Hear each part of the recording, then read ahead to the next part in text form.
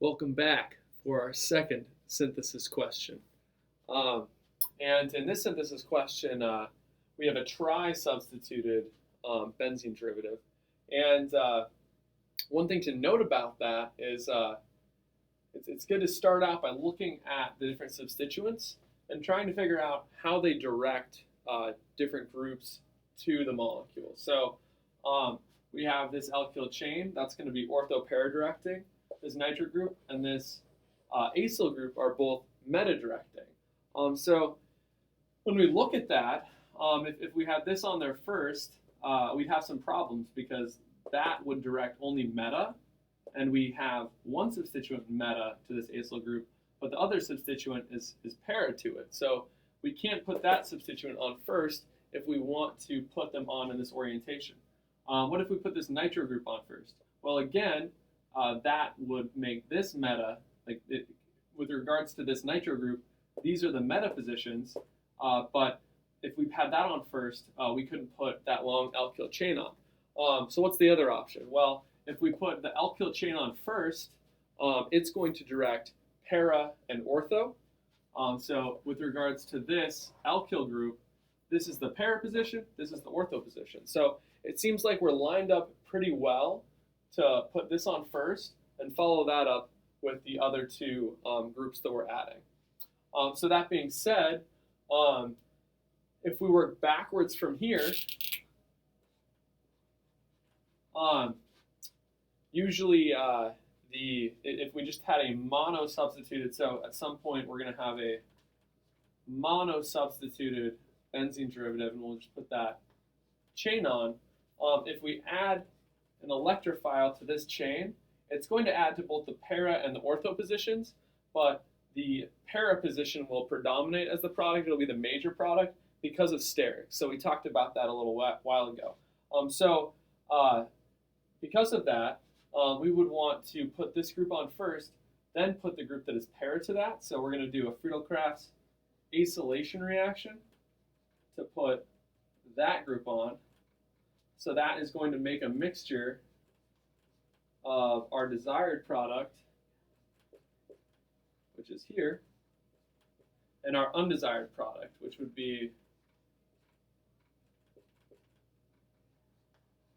this molecule here. So again, there's no way to get around making both the desired and the undesired product. What we know, though, is that they're going to have different physical properties because they're constitutional isomers. So we can just remove this by some physical separation and then move on with this material here. So at that point, we now have to put our nitro group on. So we would put that on just by our normal nitration reaction. So that's HNO3 with sulfuric acid. So with these two reactions, we already had this group on, and we've added the other two groups. But now we have to think about how we can get this long group on. So some of you may be thinking, oh, well, that's an easy one-stepper, right? We'll just take our alkyl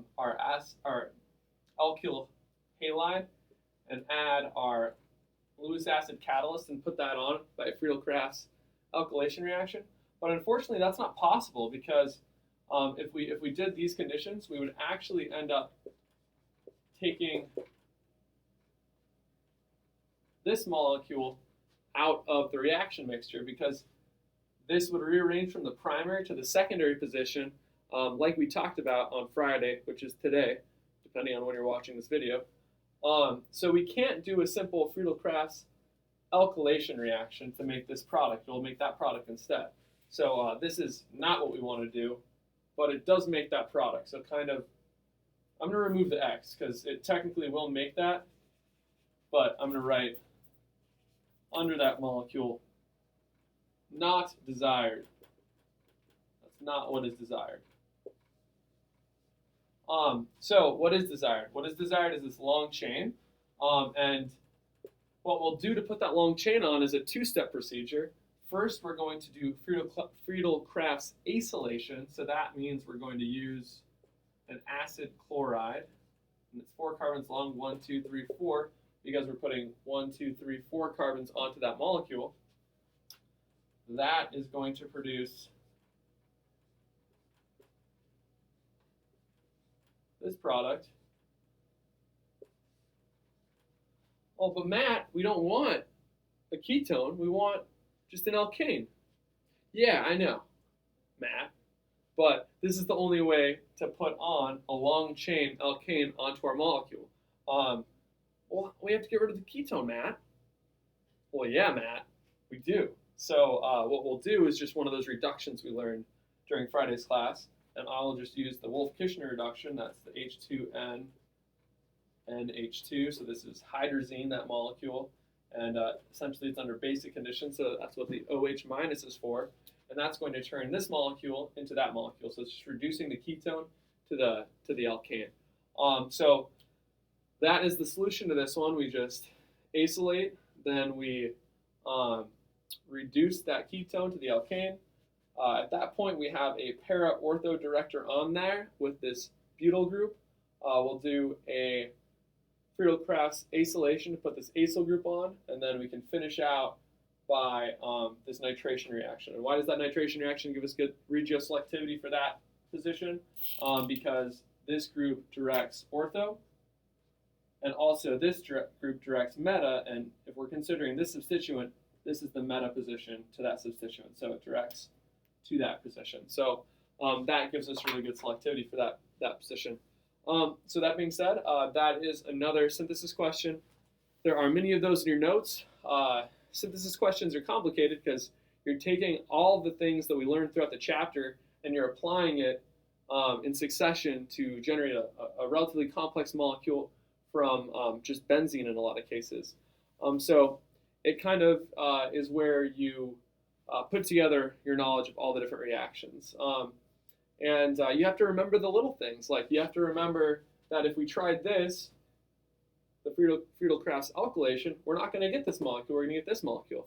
In some cases, we have to remember that if we first add an electron withdrawing group onto our benzene, and then we try and do a Friedel-Crafts alkylation, it's not going to work because Friedel-Crafts alkylations don't work if we have a deactivated benzene ring. So all the things that we learned throughout the chapter, we are now applying in these synthesis questions. And to some degree, it can kind of be like a nice puzzle. It's kind of a puzzle to put all the different things on in the right way. And one other thing that I'd note is there are a lot of these in the homework, and to some degree, this really becomes pattern recognition. So at some point, I'm sure a lot of you will look at this one and say, oh, we have an electron donating group, and the other groups are para-ortho to it. Boom. We know which order we have to put on the substituents. Like that's where you guys should be getting.